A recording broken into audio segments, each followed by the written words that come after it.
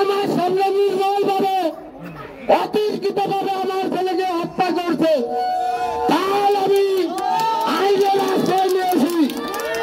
আমি উকিল ব্যারিস্টার, সম্মানিত জজ ব্যারিস্টার, আমাদের কর্মসূচি দয়া করে যারা পালন করেছেন, আমি প্রত্যেকের কাছে, মা বোনদের কাছে এবং আইনের যারা আছেন প্রত্যেকের কাছে অনুরোধ করব, এই ন্যায় বিচার করতে হবে।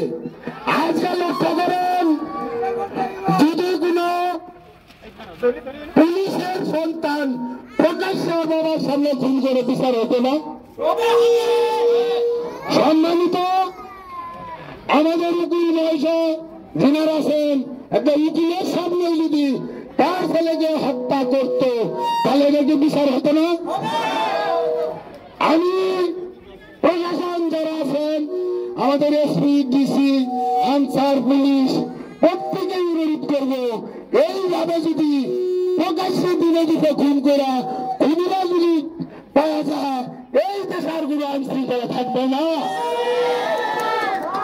প্রকাশ্যে দিনে দিতে খুন কে রাজনীতি কে রাজনীতি কিচ্ছু বুঝি না।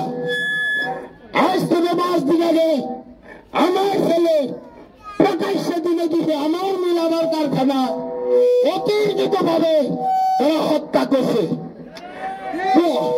আমি একটা থানায় মামলা করেছি, আসামি দিয়েছি, পুলিশ গ্রেফতার করে নাই, আমি তালিকা বুঝি না।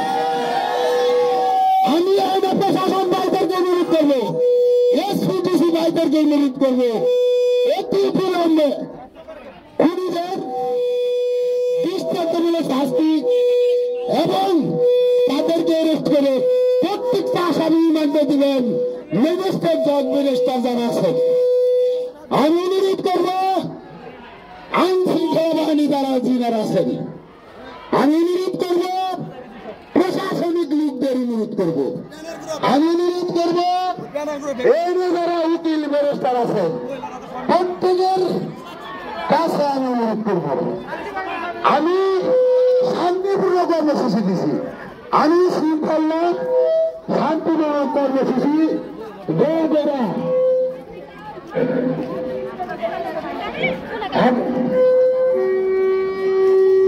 আমি ডিসি সাহেবকে অনুরোধ করবো, উনি শান্তিপূর্ণ আমাদের সহযোগিতা করবেন।